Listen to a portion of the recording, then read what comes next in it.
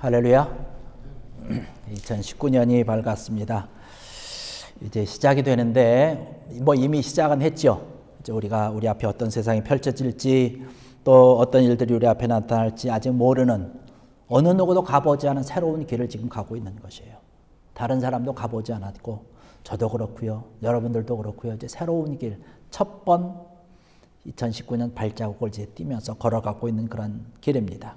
여러분, 이 길을 걸어가면서 2019년 안에 정말로 하나님께서 여러분을 함께 하셔서 정말 행복한 일들이 가득 차고 또 즐거운 일들만 가득 차는 2019년 되기를 원합니다. 우리가 이러한 마음으로 달려가고 하나님께서 함께 하실 그런 믿음으로 함께 하면 되는 것이죠.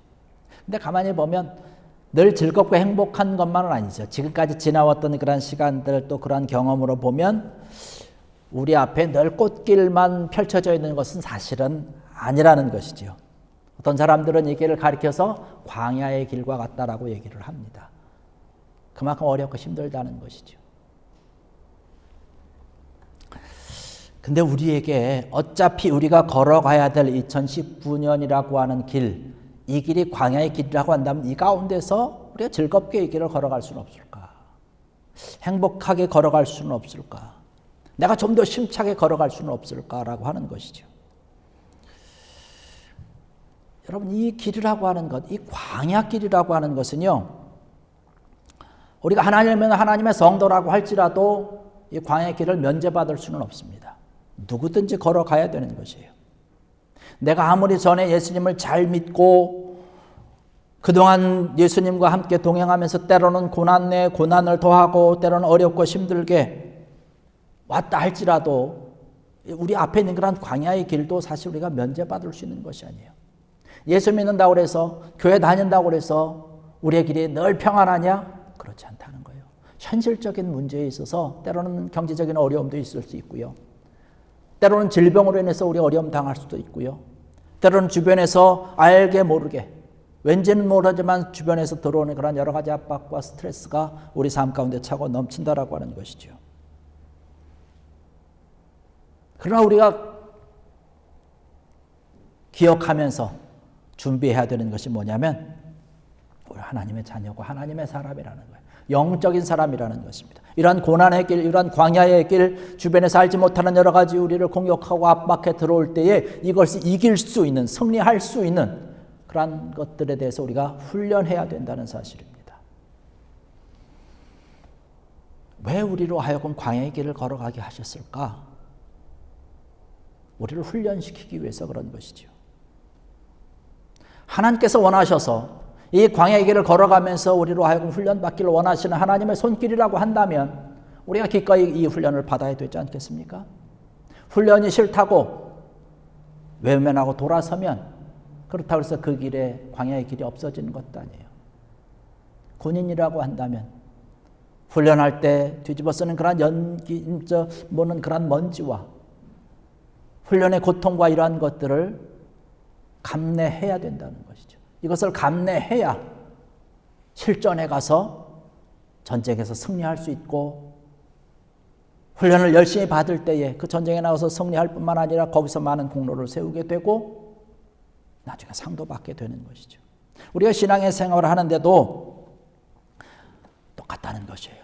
하나님의 축복의 아름다운 그런 자녀가 되기 위해서는 우리가 하나님께서 우리에게 허락하신 그런 훈련을 아름답게 감당을 해야 이 세상에서 승리할 수 있고 그 세상 가운데서 승리하게 될 때 하나님께서 우리에게 주시는 놀라운 상급이 우리 앞에 펼쳐져 있다라고 하는 그런 사실이죠. 오늘 우리가 이 말씀을 통해서 바라보면서 이 광야길에서 하나님의 인도하심을 우리가 말씀을 통해서 바라보면서 왜 하나님께서 이 광야길을 걷게 하셨는지 좀 살펴보려고 합니다.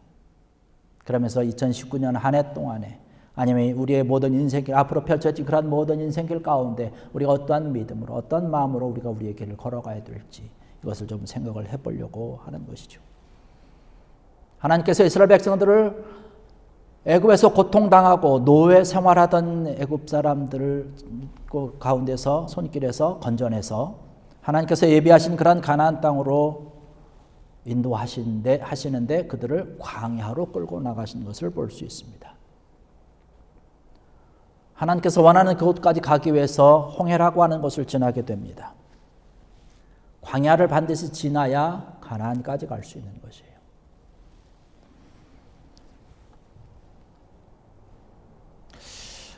성경에 가만히 보면 우리가 늘 많이 들었던 거죠.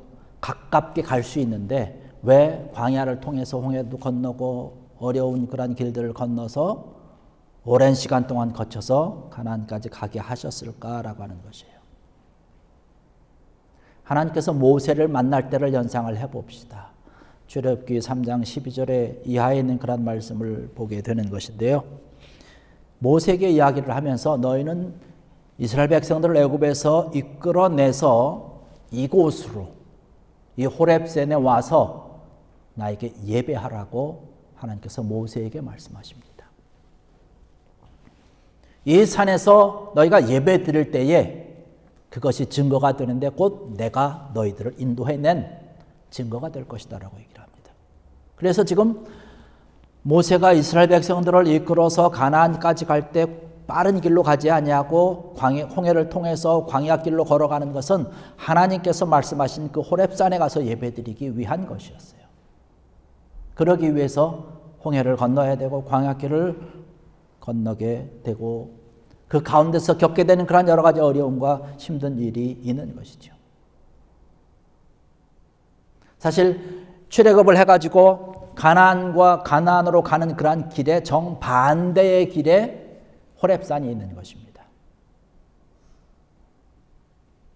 그렇기 때문에 그 중간에 겪게 되는 그런 여러 가지 어려운 일들이 있는 것이죠. 수르광야, 또 우리가 많이 들었던 신광야, 마라라고 하는 그런 쓴물을 경험하게 되고 벌샘 믿고 종려나무가 있는 그런 엘림에 이르게 되는 것이죠. 오늘 우리가 본문으로 읽지는 않았지만 출애굽기 16장 1절의 말씀을 보면 그렇게 얘기를 합니다. 이스라엘 자손의 온 회중이 엘림에서 떠나 엘림과 시내 산 사이에 있는 신광야에 이르니 애굽에서 나온 후 둘째 달 15일이라 이렇게 얘기를 합니다. 그 신광야를 지나야 호렙산에 가게 되는데 그 신광야를 지나면서 이스라엘 백성들이 원망하기 시작하는 거예요. 물론 그 전에도 원망을 합니다. 16장 2절의 말씀 계속을 보면 그렇게 얘기를 합니다. 이스라엘 자손 온 회중이 그 광야에서 모세와 아론을 원망하여 이스라엘 자손이 그들에게 이르되 우리가 애굽 땅에서 고기 가마 곁에 앉아 있던 때와 떡을 배멀리 먹던 때에 여호와의 손에 죽었더라면 좋았을 것을 너희가 이 광야로 우리를 인도해 내어 이 온 회중이 줄여 죽게 하는도다. 먹을 것이 없다는 거예요. 애굽에서 지낼 때 우리가 고기 가마 옆에 있었고 떡을 마음껏 배불리 먹고 편하게 지내다가 하나님께서 부르시는 그때에 우리가 죽었으면 좋았을 텐데 왜 우리를 이 광야까지 끌고 넘어가지고 여기서 줄여 죽게 만드느냐. 먹을 것도 없고 마실 것도 없는 그런 때 왜 이곳으로 데리고 왔느냐. 그렇게 불평불만을 합니다.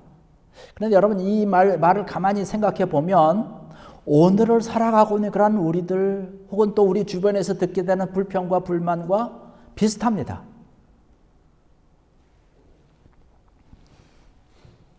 오늘날 많은 사람들이 내 주변에서 하는 그런 불평과 불만의 소리를 듣습니다. 이스라엘 백성들과 같이 우리가 줄여 죽는구나 라고 하는 거예요. 내가 괜히 예수 믿다가 이 고생이구나. 차라리 예수 믿지 않던 그 옛날 방식대로 내가 살아갔으면 더 좋았을 텐데 라고 하는 것이에요. 적당히 사기치고 적당히 속이고 적당히 해먹고 그냥 다른 사람 모르게 적당히 눈 감고 이렇게 살았으면 더 좋았을 텐데 내가 뭐 그냥 구원받는다고 교회 나와가지고 그냥 이 고생을 사서 하는구나. 여러분 주변에 있는 그런 사람과 대화하면서 이런 불평, 불만 듣지 않았습니까? 현실적으로 내가 어렵고 힘든 일을 겪으면서 내 마음속에 내가 뭐 밖으로 말은 안 했지만 내 마음속으로 그러한 적이 있다는 거예요. 내가 이 상황과 이 형편을 바라보며 하나님께서도 이해하지 아니하실까? 내 형편을 알고 계시지 않을까? 하나님께서도 이해하시겠지. 적당히 좀 타협하면서 넘어갈까? 이러한 갈등들이 우리 살아가는 삶 가운데, 우리 이민의 삶 가운데서 수많이 우리 머릿속에, 우리 가슴속에, 우리 현실에 겹쳐져서 지나갈 때가 사실 많이 있다라고 하는 것이죠. 그런데 여러분 정말로 한번 살펴보십시다. 이스라엘 백성들이 애굽 땅에 있을 때에 고기 가마 옆에서 있었습니까? 그들이 떡을 마음대로 배불리 먹을 수 있었습니까? 애굽에서 생활은요, 그들은 노예였어요. 마음대로 먹지 못했습니다. 고기 가마 옆에 있지 않았어요. 죽을 만큼 힘들게 고역을 하면서 노동을 하면서 노예의 삶을 살았는 것이죠. 그래서 이들이 너무나 힘드니까 하나님 앞에 기도한 거예요. 하나님, 우리가 정말로 죽겠습니다. 하나님, 우리 형편을 돌아보지 않습니까? 이렇게 기도한 것이에요. 그들이 고기 가마 옆에 있던 것이 아니에요. 편하게 있던 데가 아닙니다. 그래서 하나님께서 그들의 그 울부짖음을 들으시고 하나님께서 들어주신 거죠. 내가 너희들의 형편을 보았다. 너희의 상황을 내가 가서 보았다. 이제 너희들을 건져낼 것이다. 이제 하나님의 때가 되었다라고 얘기를 하고 있는 것이죠. 그래서 그들을 애굽의 노예 생활에서 건져주신 것입니다. 그렇다면 이스라엘 백성들이 그 노예의 삶 가운데서 건진받은 것만 가지고도 하나님 앞에 감사해야 되는 것 아닌가요? 불평을 이야기하고 불만을 얘기합니다. 자기네들을 인도하고 있는 그런 모세를 향해서 지금 원망과 불평을 하는 것이죠. 이 불평과 불만을 하지만 그럼에도 불구하고 하나님께서는 그들의 불평을 해결해 주시는 거예요. 먹을 것이 없다고 하니까 하나님께서 만나를 내려주십니다. 아이고, 만나만 먹다 보니까 좀 허전한 것 같아요, 목사님. 하나님, 고기 좀 먹을 수 없을까요? 그래? 그러면 내가 메추라기 좀 보내주지. 메추라기가 그냥 온 지면을 다 덮습니다. 다 잡아다가 고기도 맘껏 먹는 것이에요. 그들이 원하는 것을 하나님께서 정확하게 채워주신 줄로 믿습니다. 어떤 그 사건은 그렇게 일단락이 돼요. 그리고 그들이 만나게 되는 그 앞에 또 일이 하나 있습니다. 호렙산이 좀 멀리 내다 보이는 르비딤이라고 하는 그러한 곳에서 또 한 번 사건이 벌어지는 게 오늘 우리가 읽은 출애굽기 17장에 있는 그런 말씀이에요. 16장에 있는 그런 말씀이 그렇게 일단하게 되고 하나님께서 응답을 해주시고 지나가게 되는 것이죠. 오늘 말씀으로 본문으로 본 출애굽기 17장 1절로 3절에 그런 말씀 보니까 그렇게 얘기합니다. 이스라엘 자손의 온 회중이 여호와의 명령대로 신광야에서 떠나 그 노종대로 행하여 르비딤의 장막을 쳤으나 백성이 마실 물이 없는지라. 백성이 모세와 다투어 이르되 우리에게 물을 좀 마시게 하라. 3절에 가서 말씀 보니까 거기서 백성이 목이 말라 물을 찾으며 그들이 모세에게 대하여 원망하여 이르되 당신이 어찌하여 우리를 애굽에서 인도하여 내어서 우리와 우리 자녀와 우리 가축이 목말라 죽게 하느냐. 이스라엘 백성들이 또 불평을 얘기하고 불만을 좀 얘기하고 있는 것이에요. 마실 물이 없다는 것이에요. 근데 뭐 사실 따지고 보면 좀 이해가 되기도 해요. 그 광야길을 걸어갈 때 뜨거운 광야길을 가는데 마실 물이 없으니까 어떻게 해요? 불평이 나오지 않겠습니까? 성지순례 가서 이렇게 광야길을 차 타고 지나가는데요. 시원하게 저희는 지나가면서 여기가 그 광야길입니다. 뭐 이렇게 광야입니다. 이렇게 가는데 중간에 휴게소가 있어요. 조그맣게 휴게소에 내렸어요. 버스에서 딱 내리니까 숨이 확 막히더라고요. 뜨거운 열기가 확 들어오는, 이 길을 걸어간 것이구나. 물론 그 사람들이 열대 지역에 사는 사람이고 그 뜨거운 지역에 사는 사람이지만 그럼에도 불구하고 그것은 어렵고 힘든 걸어온 곳이에요. 그것을 며칠씩 걸어온 곳 아닙니까? 자기 혼자만 걸어온 곳이 아니잖아요. 가족들도 있죠. 가축들도 데리고 가죠. 아이들이 목말랐다고 하는데 부모로서 가슴이 찢어지는 것 아닙니까? 때로는 그들의 형편 우리가 이해 못하는 것은 아니에요. 그러면 그들이 불평하고 불만할 것이 아니라 하나님께서 들으시고 응답하셨으니까 하나님께 기도해야 되는 것 아닙니까? 애굽에서부터 쭉 그 광야까지 이러면서 하나님께서 놀라운 기적을 여러 차례 보여주셨어요. 이때쯤 되면 이제 하나님 앞에 기도해서 하나님의 도우심을 기다리면서 좀 조용히 있어야 되는 것 아니냐 이거예요. 그런데 그들이 불평을 얘기하고 있는 것이에요. 또 원망이 터져 나오는 것이죠. 만약에 하나님의 입장에서 바라본다면 이쯤 되면 한번 좀 혼낼 만도 하지 않습니까? 야, 내가 그동안 너희들 인도하고 이렇게 먹이고 살리고 다 이렇게 했는데 너희가 불평 불만할 것이 아니라 나한테 달라고 기도하면 되지 않냐. 나도 더 이상 못 참겠어요. 너희들 그냥 불평하고 불만 얘기하고. 제 마음이라면 아마 그러지 않았을까 싶어요. 에이, 너희들 안 되겠어. 나는 포기다 이제. 너희들 도와주고 뭐 응답해 주는 것도 한두 번이지. 그냥 계속 이렇게 한다고 되겠어?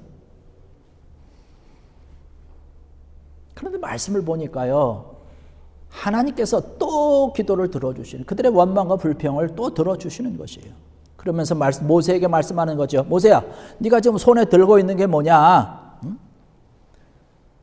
홍해를 내리쳤던 그런 지팡이 아니냐? 그 지팡이를 가지고 내가 지시하는 그런 그곳에 가서 그 반석을 내리치라. 그러면 그 반석에서 물이 나올 것이니까 그 물을 통해서 백성들의 목마름을 해결을 해라. 할렐루야.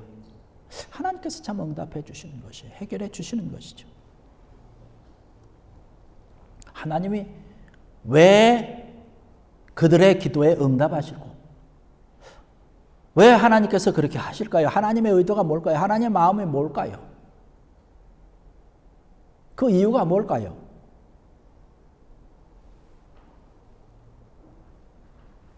우리가 소위 말하는 하나님의 인자하심과 하나님의 사랑이라고 하는 것이 사실은 우리가 가늠할 수 없을 정도라고 하는 것이죠. 반석에서 물이 나오게 하다니 우리가 감당할 수 없는 이런 놀라운 엄청난 그런 하나님의 사랑이라고 하는 사실입니다. 하나님의 사랑 때문에 그런 거예요. 하나님께서 우리를 사랑하시는 그 사랑 때문에 우리가 때로는 불평하고 불만을 얘기하고 하나님 이것도 없어요 저것도 없어요 내가 어떻게 살아가야 될까요? 정말 징징징징거리면서 살아가지만 그럼에도 불구하고 우리가 하나님 앞에 나와서 꿇어엎드려 하나님께서 들으시고 응답해 주시는 것이에요.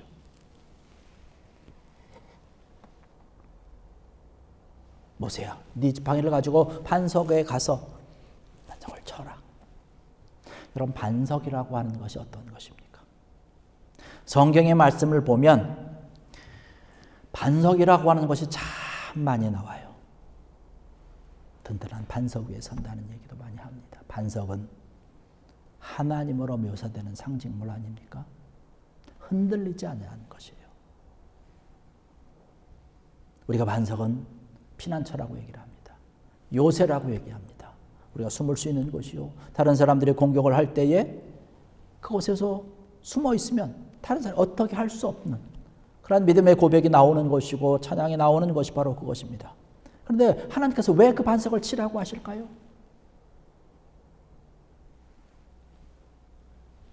하나님께서는요, 바로 하나님 자신을 치라고 하는 것입니다.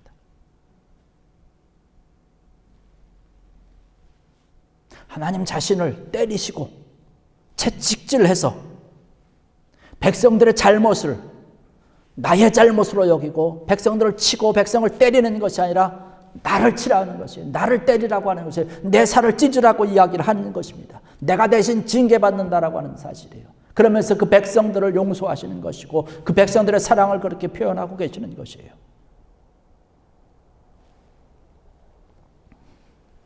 그 반석을 때리며 아프게 채찍질하는 그곳에서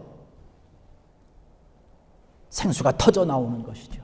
바로 예수 그리스도의 보혈의 피가 그곳에서 터져 나오는 것입니다. 창에 찔리신 그러한 허리에서 우리로 하여금 목마름을 해결해 줄 수 있는 그러한 놀라운 물이 생수가 옆구리에서 터져 나오는 것이죠. 하나님께서 우리에게 보여주셨던 예수님을 통해서 우리에게 보여주셨던 그러한 모습을 지금 상징을 하고 있는 것이에요. 십자가상에서 예수님께서 돌아가시면서 가시 면류관으로 그 머리에 짓이기면서 흘러 터지는 그러한 핏방울. 로마 병정이 찌르는 그러한 창자국을 통해서 거기서 흘러나오는 그러한 물과 피가 발에 박혔던 그러한 큰 대못에서 흘러나오는 그러한 예수님의 피가 우리를 살리는 생수의 물이 된다라고 하는 사실, 이 사실에 감사하는 귀한 여러분 되기를 주의 이름으로 간절히 축원합니다. 그 반석을 통해서 이스라엘 백성들이 먹고 마시는 것입니다. 그들을 살리는 것이에요. 내가 죽을 수밖에 없습니다. 목말라 우리가 죽겠습니다라고 울부짖을 때에 자기 자신을 내어주면서 살리는 것입니다. 우리를 모든 죄 가운데서 살리신 그런 하나님의 사랑, 예수님의 보혈의 피가 이곳에서 나타나게 되는 것이죠. 이런 귀한 하나님께서 우리에게 보여주시는 그런 사랑의 생수를 통해서, 특별한 그 반석의 생수를 통해서 여러분의 모든 목마름이 해결이 되고 여러분이 다시 한번 구원의 이름을 통해서 감사할 수 있는 귀한 여러분 되기를 주의 이름으로 간절히 축원합니다. 여러분 고린도전서 10장 3절에 가서 말씀 보면 그렇게 얘기를 합니다. 다 같은 신령한 음식을 먹으며 다 같은 신령한 음료를 마셨으니 이는 그들을 따르는 신령한 반석으로부터 마셨으며 그 반석은 곧 그리스도라. 할렐루야. 우리의 축복의 말씀으로, 축복의 생수로 반석 되시는 예수 그리스도께서 우리를 살리셨다라고 하는 그런 말씀입니다.